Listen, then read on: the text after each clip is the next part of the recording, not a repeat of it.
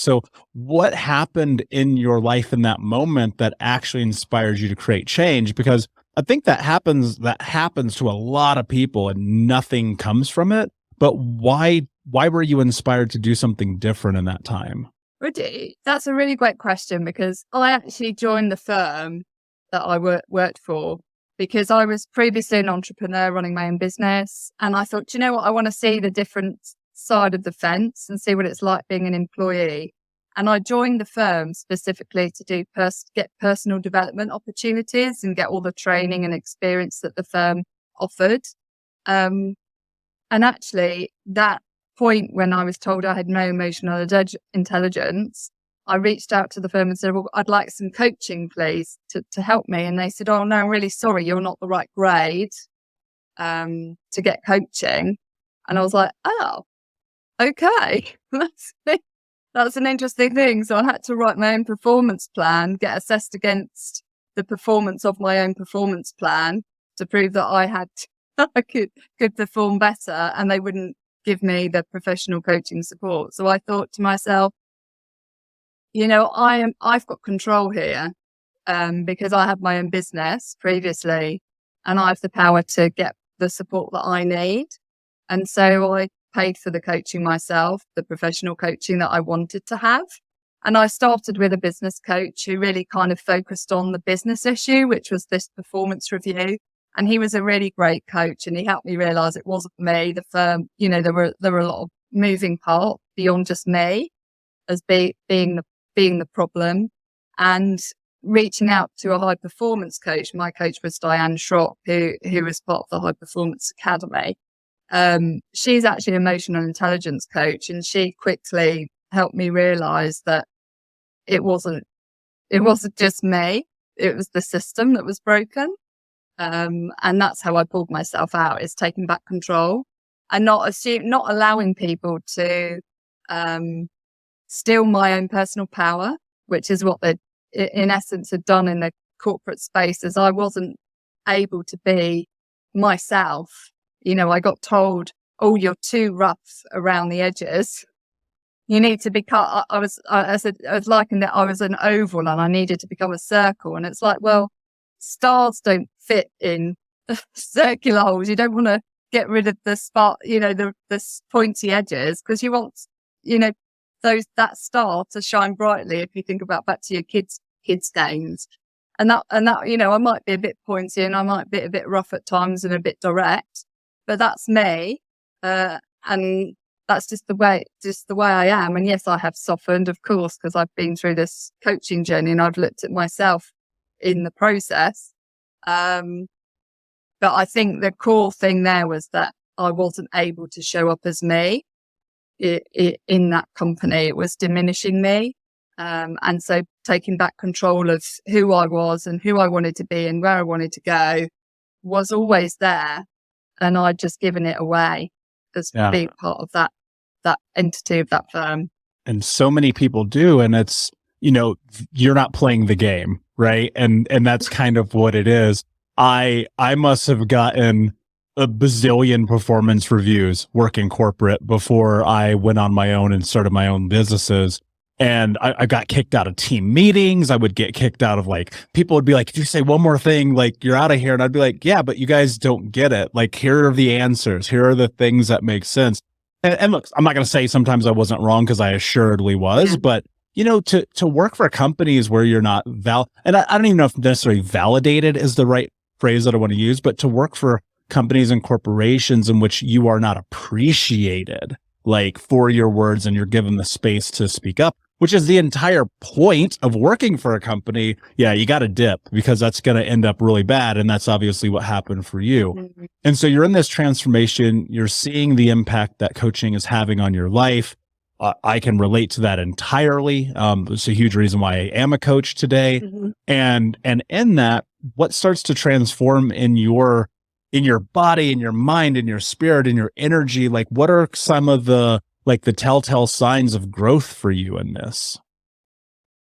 So I think the biggest shift for me was, so that the obvious one that was really rock bottom when I started was energy, which is really what I focus on in my coaching now. So my energy at the time was rock bottom. And energy, define that, please. So being able to get out of bed in the morning was one of the first things. When you're in a really dark place, I was just sick all the time. I was sick with sinus problems. I was struggling I was always crying all the time.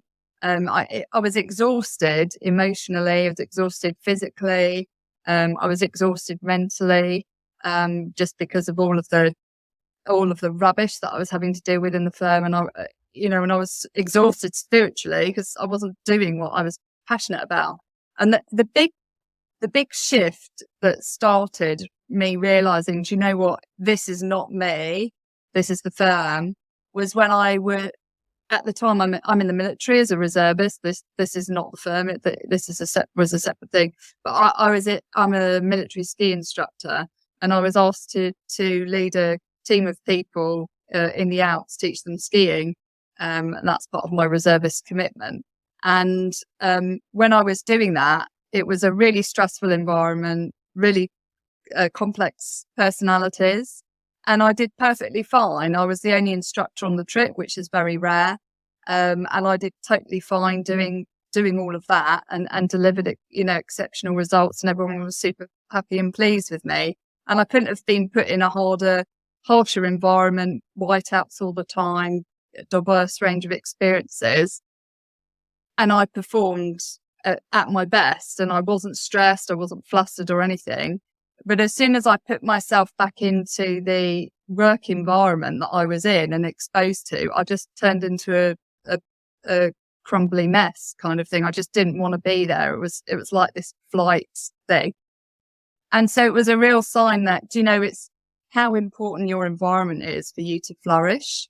And once I realized that it wasn't just me, it was the toxicity of the environment, and that includes people, that really allowed me to shift the lens to putting the power back into myself and knowing that, I can own this. I've got this. I know I've got it. There are examples of how I can do it, and I can pull myself out of this rut. And that really started me on that trajectory.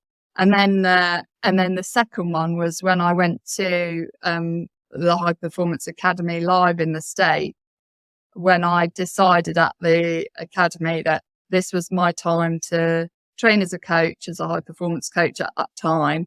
And I was going to hand my notice in at work because it was just not serving me, and go back to being an entrepreneur, which was what I loved. And as soon as I got back, I handed my notice in, and served my term, which was unfortunately a bit longer than it is for you guys in the States, and then left. So. Yeah. Is that when you got into that training, is that HPX? Is that Brendan Burchard's? Yes, it is. Yeah. Yeah. So Brendan is actually what I would call my original mentor. Oh, 100%. Like, without that dude, I would not be here right now. Yeah. And so, it's really interesting that when you look at and you understand all of the things that create high performers, it's really never anything about money. It's never about accolades. It's never about accomplishments. It's about how you show up as yourself every day. Like, are you in your habits that make your life better? Are you assessing yourself? Like, his HPX journal is unbelievable. I stopped using it because I feel like I'm really in tune with myself these days. But, 4 or 5 years ago, it was an awesome thing that I did. And I think that people who will get into coaching or find coaching will find that Brandon is like the OG in the game. There's a lot of people doing it, but like him, Tony Robbins, like I always kind of go to those guys first and foremost. So I resonate a lot because he's played a massive role in my life. One of the things that I'm curious about, so as you're going through that, like being in person in that environment, which I know it's just got to be like mind melting, right? Like what are you, like what is happening in real time? Because I think like a lot of people are like, oh, I'm going to go get a coach, or I'll go get a coaching certification, and then everything's going to be different. But like there's steps, there's progress, right? Exactly. When you're here and you're witnessing and you're looking at it and you're like, there's opportunity here. Like, what is actually going through your mind that's leading you to, I'm going to go quit my job? Yeah. So I think the first thing, one of the first sessions we did with my coach, which is the first session you do when you do the high performance coaching program, is to get clarity. And to get, I was all over the place in terms of where I was, but I had quite good clarity as to where I wanted to go and what I wanted to do. And you don't have to have, the supervision in your mind, but it's helpful to know, okay, by the end of this week, this month, this quarter, this year, this is what I want my life to look like, and this is where I want to be. And then, and just kind of really visualizing the struggle, which Brendan talks about as honor the struggle. It is visualizing that, it's not going to be an easy road. It's going to be bumpy. It's going to be rocky. You're going to fall over. But just keep going. So I think the big one for me was just doing the clarity initially. Energy, as I said, was rock bottom when we did the energy session. And so there was a huge focus, as you said, on my nutrition, because I was comfort eating, at the time when I was at the firm, I was drinking copious quantities of wine, excuse me, in the evening to numb the pain of the situation. I was eating desserts like there was no tomorrow. I would have a double latte in the afternoon with double shot of coffee to get me over the energy slump in the afternoon. And that would be coupled with a brownie. So, I had all the really bad, enjoyable, obviously, because it's a nice quick fix, but as a long-term pain, eating habit that I had to turn around. You and I are on a different spectrum, right? Because here I see, you're thinking this way as a kid. I want to be good, be a good person, honor society, playing sports, all that stuff. Me, I'm like breaking into houses, stealing cars, running from the cops, hooking up with girls. Like, it's really just chaos, right? Yeah. When you moved, like, what started to happen in your life? Yeah, it's a great question. It's so funny because my sister probably took the path that you took, and I took the opposite path in responding to crisis in our lives. And so when we moved, the first thing that happened, we sold the house that I grew up in. I reconciled with my dad because in my mind, I thought, well, I'm moving to California. I don't know when I'll see him again. And if something ever were to happen to him, I wouldn't want to hold a grudge with him. I would want him to know I forgave him. I think I had come to meet the Lord. Like I became a Christian. And it was one of those things where I was like, I don't want to live with unforgiveness and having unreconciled relationship with my dad. Like I loved my dad, and it pained me that for that long I had held a grudge with him. But it was almost like my way of having power over the decision he made to, like, I'm going to withhold myself from you because you made this decision to that disrupted and divided our family. And then I was like, this is just, that's silly. I'm not going to hold that over anymore. And then we moved to California. Before you go there, I have a question. Because when I was a kid, and I think so many people deal with this when they have moments of heartbreak as children, we become resentful, we push back, we put up gigantic walls. Obviously you did for a period of time. Then to that place where you're like, I want to reconcile this. Those kind of words didn't exist in my vernacular as a kid. I was like, how the do I burn this house down? Yeah. Right. So what I'm wondering is, where did that come from for you? Is that innate? Is that a part of like the Jaime DNA? Because I'm sitting here like, I want to throw a brick through the window, and you're like, I'm going to go and sit down and have a conversation. Yeah. I do think it was partly because I became a Christian at that moment, like in that junior high phase. Like for as much as I knew what it meant to be a Christian, accepting the death of Jesus on the cross for my sins and my wrongdoing. And so that, I think, is what really prompted inside of me that I can't hold unforgiveness towards him. Like if I am going to identify as a Christian, and believe in that, for me, I couldn't hold unforgiveness towards him. I couldn't hold unforgiveness or any anger or I never was really bitter towards my biological parents. I actually more or less felt it like what a gift, but also how hard. I mean, that's a whole nother story and a whole nother podcast of all of that stuff. But it just was one of those things like, I don't know what made me do that, but I would say it was just my faith in God that I couldn't call myself a Christian and then be like unforgiving towards my dad. Yeah. Yeah. That makes a lot of sense. It took me a long time to get to forgiveness. I mean, and even now I think about it in a magnitude of ways, one of which is in part, I think to some extent, and it's contextual, obviously. I think there are some areas in forgiveness in which it must be earned and not just allotted. And I think for me, that comes in relationships and reconciliation and a lot of those things. Cause it's one thing to be like, I forgive you. And then the same thing happens again. Yeah. I played that game with my mom for, my entire childhood. Yeah. And then there's the other forgiveness where it is for you, because it's like, if you're carrying that backpack of bricks with you everywhere weighs you down. Yeah, like, it does. And it's not just the forgiveness of other people, but like you have to forgive yourself too. And, because name a mistake, name a terrible thing a human being can do outside of killing someone. I've probably done it, right? I've been able to go and stand and look in the mirror, be okay with the reflection on the other side, love myself as is, and just say, you know what? Like, I'm human, having a human experience. And guess what? I'm going to screw up again. Like, it's only inevitable, right? It's like, it's coming. And that's so astute of you to be that young. And obviously having, I think we fail to look at mentors we have in our childhood as, even the kid who's a senior in high school, right? Or even the church leader or whatever it might be for you. And I imagine there just must have been some people who just spoke into you in a really powerful way. Absolutely. And this is, I played competitive fast pitch. So I had coaches, I had friends, my parents, we had good friends.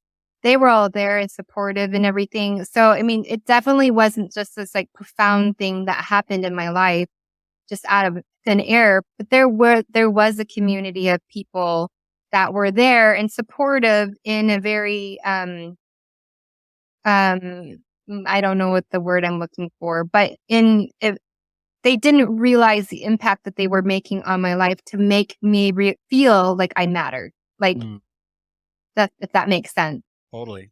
Or to keep going. And so, my dad and I, we had those hard conversations, and I was able to express the decisions that he had made and how it hurt me so deeply. And he apologized and he asked for forgiveness. So it wasn't like I just gave it to him, but there was an exchange of that. And of course, I apologized for how disrespectful and how I was with him. And so it was this moment of release, and it almost wants to bring me to tears right now, but it was just one of those things where it's like it pained me to hold that against him for any longer. Like, I just didn't want to do that. And so because I was moving from Washington to California with my mom and her new husband, who we didn't know him very well. My sister ended up staying with my dad. My brother and I moved down to California. My older brother was graduated and getting married and everything. So he's doing his own life. But we moved to California and we didn't know anybody. And I was considered a freshman. So I went from a junior high of like maybe 400 people into Santa Monica High School with, I think it had 2,200 kids. And what I'm curious about is, as people are going through this, it dawned on me probably within the last year or so, like, so much of what trauma is, it's not the abuse, it's not what happens, it's like the theft of identity. And what I've discovered healing and going through this process and now working with so many people around the world, it's like, that's the thing we have to recapture. But I fear, Dr. Leaf, that people are just quote unquote stuck. And because of that stuckness, they can't seem to go into the doing. So for those people, like, where do you start when you're in this place? You're like, I'm stuck. This is my identity. This is who I am.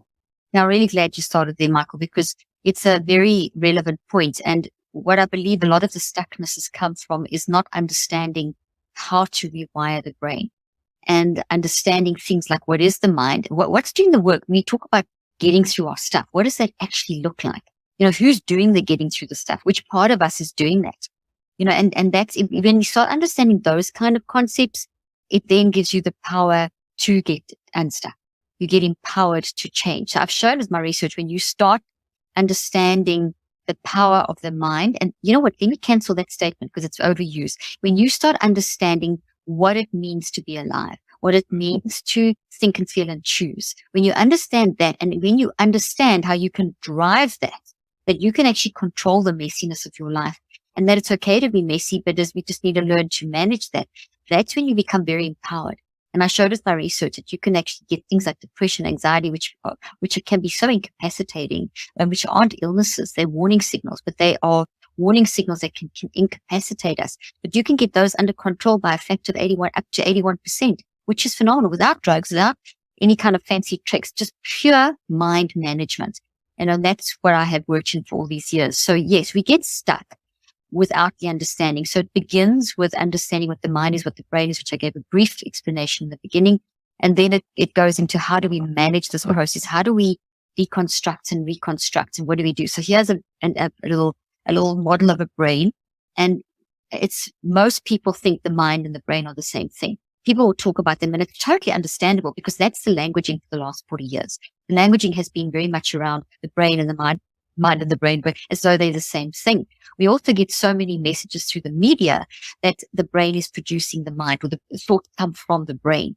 And that's not totally accurate, because if you're dead, nothing happens with your brain. It just disintegrates.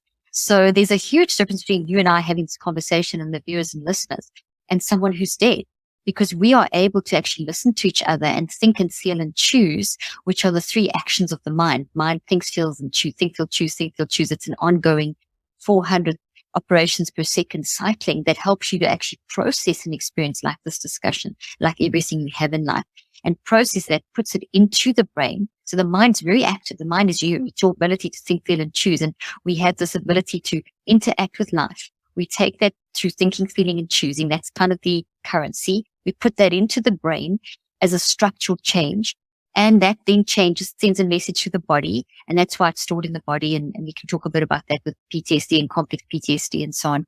And then that combination of mind, brain, body then produces you. So it produces what you say, what you do, how you show up. So if we take that process and we look at, okay, how am I showing up? I'm showing up stuck. I'm showing up stuck. I'm doing the same things, the same patterns, the same things over and over. So now we need to realize, okay, well, let me look at that pattern objectively. Let me stand back and observe myself and give myself grace, and first say to myself, it's okay to be a mess. It's okay to be stuck. That's okay. That's how you're showing up. That's not who you are. That's not your identity, even though it may feel like your identity, even though you may feel like you've been stuck for years and years in the same thing, that you want to say things like, this is who I am. It's not actually who you are. It's who you are at the moment because of. There's a massive because of behind that. Your childhood trauma was a massive because of that, produced your initial part of your life, which then, you got to a point where you shifted and changed.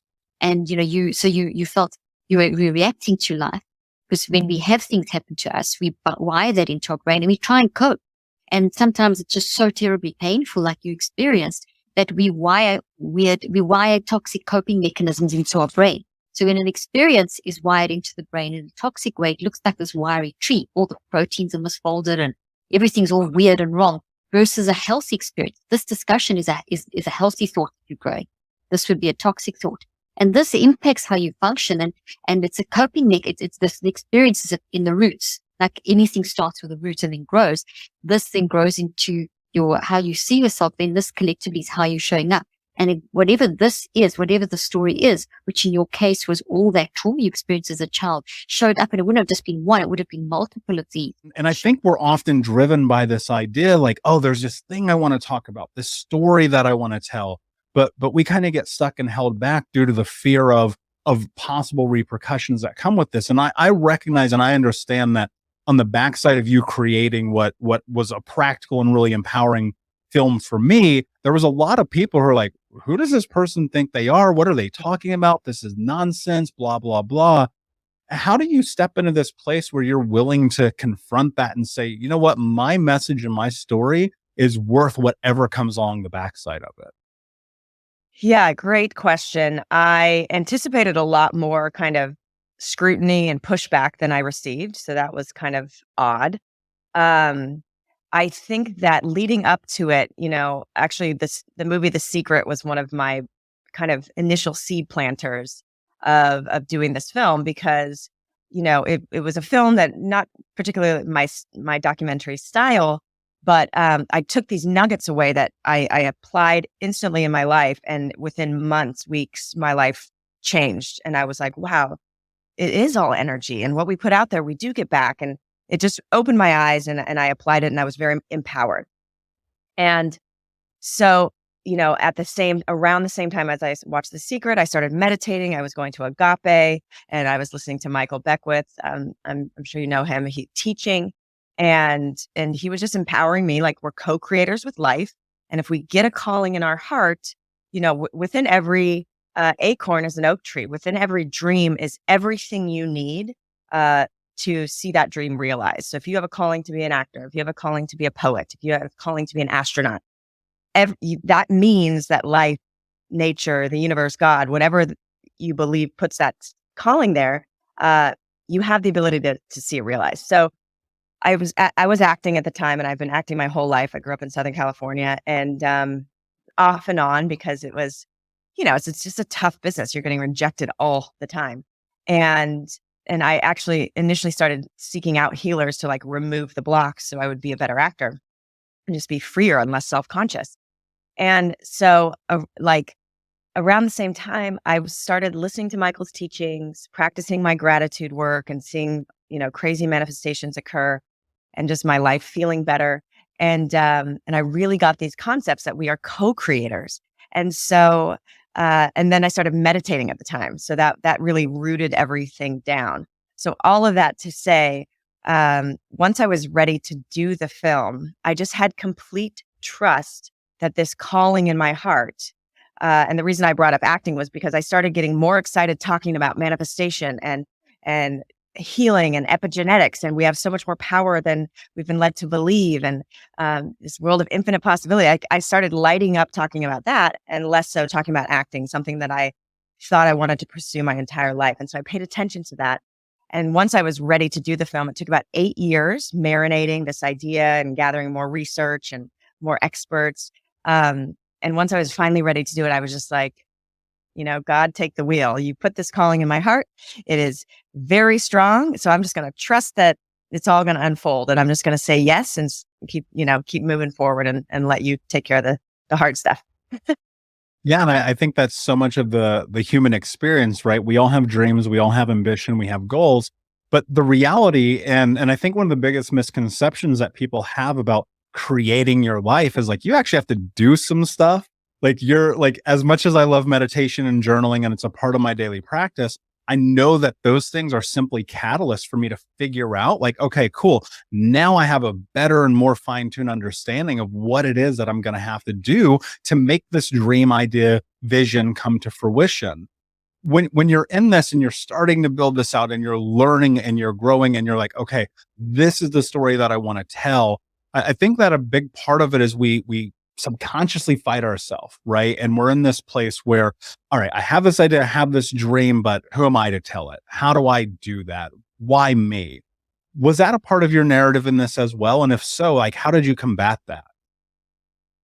Yes, for sure. I think we all have that like moments of imposter syndrome. I now have a very successful film and a book and a podcast and a platform. And I still question like, who am I to be this like wellness expert? I still have human flaws. I still get sick. I still, overdo it or, we're evolving. It's an ongoing process. Healing will stop, we'll be healing up until the day we leave this physical body. So absolutely. And again, I love what you said. It's like we have these daily practices, but it's all to stay grounded and have that clear communication between our kind of higher self, our guidance, spirit, whatever you want to call it, to then get clear on what action you need to take. So again, it was just like, it was such a strong calling in my heart. It was such a clear vision. People kept coming up to me and saying, how are you so happy? How are you so healthy? What do you eat? What do you do? What's your workout? And so I literally was like, well, I'm just going to put all of the people that empowered me into a film. And it's still strange to me that it was about healing, because again, but I just was like, there's so much more than just taking a pill to manage a symptom. It's like, we can do extraordinary things if we're just given first the awareness, then the tools, and then the examples of possibilities, so inspiring stories of other people who did extraordinary things. So I just really trusted that passion pull in my heart. And I think it was a big, because Michael Beckwith is so inspiring. He's up on the stage and he's like firing me up. I'm like, yeah, I can do this. So it was just that perfect storm of inspiration, support, and I've always been a bit of a risk taker. I played 3 varsity sports. I'm a competitive athlete. Like I want to push myself to see my potential. So, that was the last factor. Was just like, I'm just gonna do it, and I'm gonna do it and see where it goes. I'll take the leap. Yeah. And so much of it is taking the leap. And on the backside of that leap, here's what I think about all of the time. Like, if you face your fear, on the backside of being willing to face that, like, greatness awaits you, or at least a really cool story. Right. And so like, I think about that all the time. And one of the things in my healing journey, not only from the traumatic experience of my life, but the physical healing that my body went through, was really recognizing that there is a part of your body, which, when you understand biology, the number one thing is our brain is designed for is survival. So what does that mean? You have to be able to heal. You have to be able to continue to be resilient.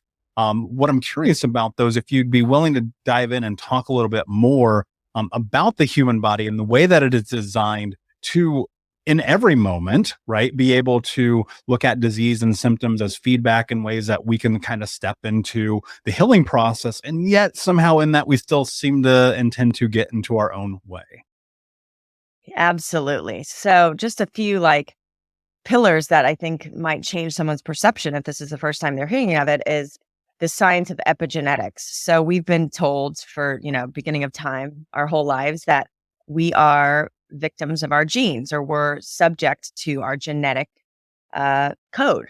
And to an extent, this is true.